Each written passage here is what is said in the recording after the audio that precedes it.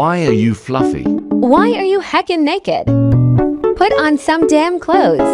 Screw you, you evil clown.